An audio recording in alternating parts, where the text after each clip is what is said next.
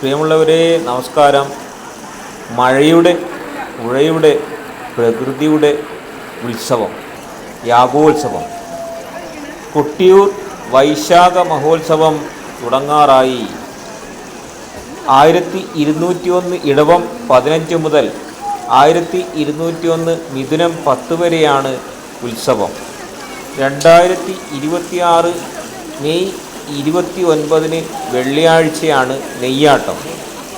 May 30 ശനിയാഴ്ച ഭണ്ഡാരം എഴുന്നള്ളത്ത്. ജൂൺ 5 വെള്ളി തിരുവോണം ആരാധന. ജൂൺ 7 ഞായറാഴ്ച ഇളനീർ വെപ്പ്. ജൂൺ 8 തിങ്കൾ ഇളനീരാട്ടം, അഷ്ടമി ആരാധന. ജൂൺ 10 ബുധനാഴ്ച രേവതി ആരാധന. ജൂൺ 14 ഞായർ രോഹിണി ആരാധന. ജൂൺ 16 ചൊവ്വാഴ്ച തിരുവാതിര ചതുശതം. ജൂൺ 17 ബുധൻ പുണർദം ചതുശതം. ജൂൺ 19 വെള്ളി ആയില്യം ചതുശതം. ജൂൺ 20 ശനി മകം കലം വരവ്. ജൂൺ 23 ചൊവ്വ അത്തം ചതുശതം വാളാട്ടം കലശവേലിക്ക്. ജൂൺ 24 ബുധനാഴ്ച തൃക്കലശാട്ടം. ദക്ഷിണ കാശി എന്ന് പ്രസിദ്ധമായ ശ്രീ കൊട്ടിയൂർ പെരുമാൾ ക്ഷേത്രം ഐതിഹ്യ പെരുമ കൊണ്ടും ക്ഷേത്രോത്ഭവ പഴമയാലും സവിശേഷതയാർന്ന ഒരു പരിപാവന തീർത്ഥാടന കേന്ദ്രമാണ്.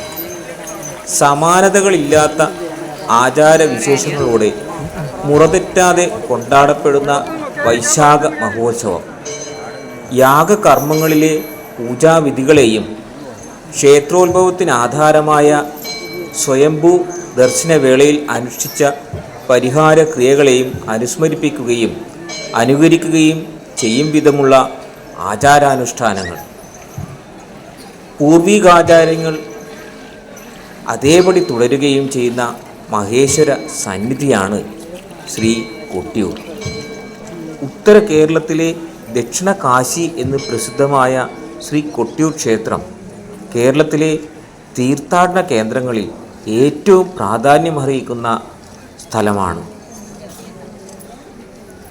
ത്രിമൂർത്തികളുടെയും പരാശക്തിയുടെയും 30 മുക്കോടി ദേവതകളുടെയും സങ്കേതസ്ഥാനവും ത്രിശിരസിൻ്റെ തപോവന ഭൂമിയുമാണ് ശ്രീ കൊട്ടിയൂർ.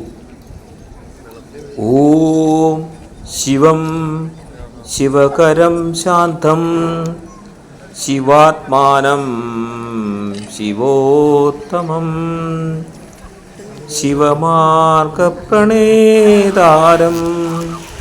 പ്രണതോസ്മി സദാശിവം.